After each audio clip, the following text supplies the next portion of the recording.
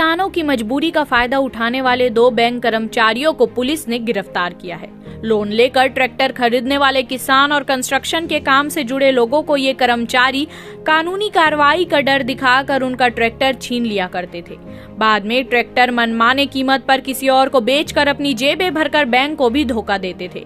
इस मामले में पुलिस ने इंडसइंड बैंक के कर्मचारी प्रकाश देवांगन व सुधीर शर्मा और उनके एक साथी भरत गुप्ता को पकड़ा है। मामला दरअसल साल 2019 का है।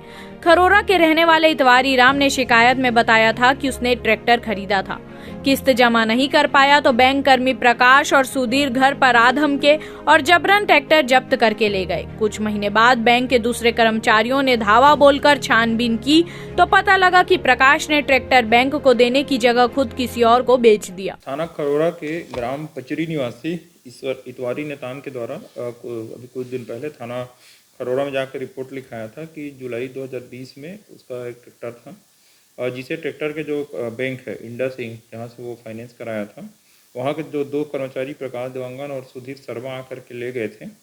उसके लगभग 6 महीना बाद उसके पास बैंक से नोटिस आया कि उसका किस्त नहीं पटा है करके। तब उसको जानकारी हुआ कि जो ट्रैक्टर लेके गए थे वो बैंक में जमा नहीं करके उनके द्वारा अफरा तफरी किया गया है।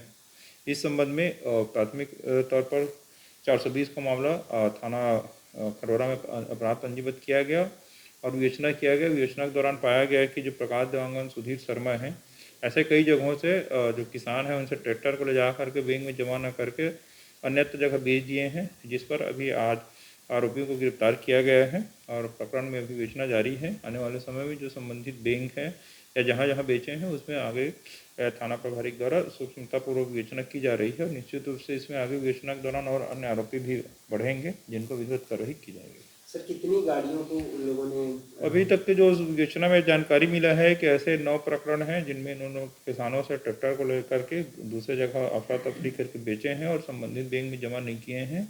ऐसे मामले और कई हो सकते हैं। अभी आरोपियों से पूछताछ की जा रही है।